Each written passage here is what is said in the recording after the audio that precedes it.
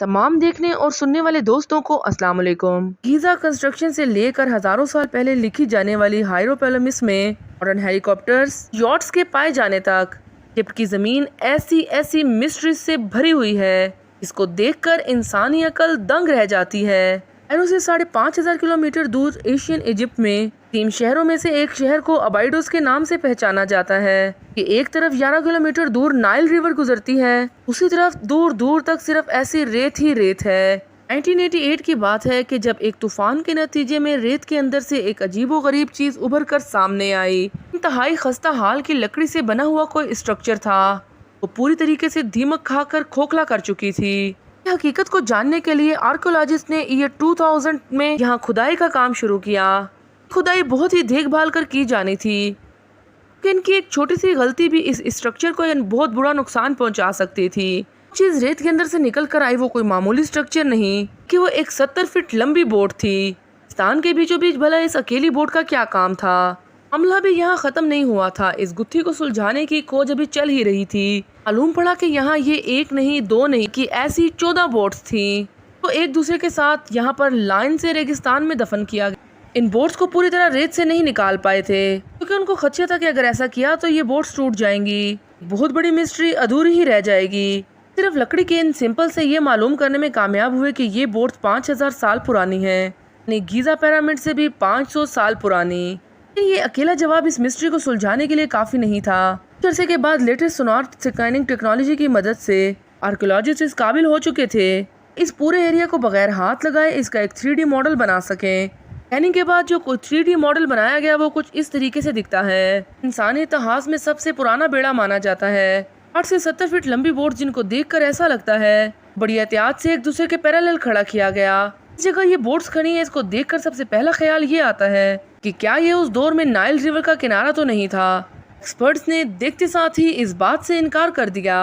अगर ये boats river से बह कर आती तो वो अधूरी पोजीशन में खड़ी रहती। ये बोट्स एक दूसरे के मुकाबले में बिल्कुल सीधी खड़ी हैं। इसका मतलब है कि इनको यहाँ पर ला कर खड़ा किया गया है। इसके अलावा आर्कियोलॉजिस्ट ने आसपास की रेत का भी अच्छे तरीके से मुआयना किया। कहीं से भी ये जाहिर नहीं हुआ कि नाइल रिवर यहाँ से गुजरा करती थी। ये बोट्स किसकी थी? अगर ये रिवर में बहकर यहाँ तक नहीं आई तो इनको रेगिस्तान में क्यों लाया गया था?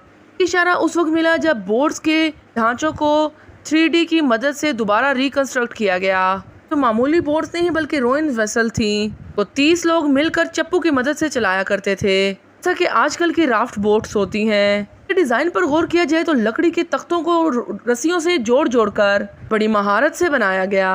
आर्कियोलॉजिस्ट का कहना है कि ये उस दौर में बनने वाली बोट से काफी अलग और एडवांस दिखती हैं। इसमें लकड़ी के तख्तों को अंदर से एक खास एंगल में काट कर लगाया गया है। बज़ाहिर ऐसा लगता है कि इनको सिर्फ खूबसूरती देने के लिए ऐसा बनाया गया था।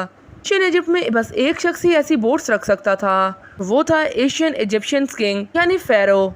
किंग के पास ही ऐसी अथॉरिटी थी कि वो उस वक्त के state of the arts boats को रेगिस्तान में ऐसे ही कचरे की तरह छोड़ दे। अब सवाल ये है कि इनको ऐसे रेगिस्तान में रखा क्यों गया था। अबाइडोस बोट्स की मिस्ट्री को सुलझाने के लिए आर्कियोलॉजिस्ट ने इर्द गिर्द के एरिया में छानबीन शुरू कर दी। जिस जगह ये बेड़ा रखा गया है इसके इर्द गिर्द ही एक मिट्टी का बहुत बड़ा तबाहशुदा स्ट्रक्चर भी मौजूद है। सर्च टीम का मानना है कि ये इतना बड़ा स्ट्रक्चर एशियन इजिप्शियन की इबादतगाह लगता है। हम अपने खुदा यानी अपने फेरो को पूछते थे।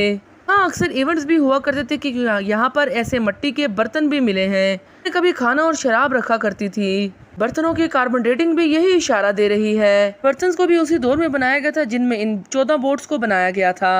अब रिसर्च टीम को इस बात का पक्का यकीन हो गया था इन बोट्स का और इस स्ट्रक्चर का कोई ना कोई कनेक्शन जरूर है। करीब से जब इन बोट्स का दोबारा से मुआयना किया गया तो एक ऐसा इशारा मिला तो इस डिस्कवरी के लिए एक बहुत बड़ा ब्रेक थ्रू होने वाला था। बोट्स के गिर्द मिट्टी से बनी हुई ईंटें पाई गईं। ईंटों की दीवार ठीक इस बोट के कर्ज के हिसाब से बनी हुई थी, ऐसे इनको खास बोट्स के लिए बनाया गया हो। ये दीवार सिर्फ बोट्स के साइडों पर ही नहीं बल्कि उनके नीचे भी ऐसी ही ईंटों से बनी हुई दीवार थी।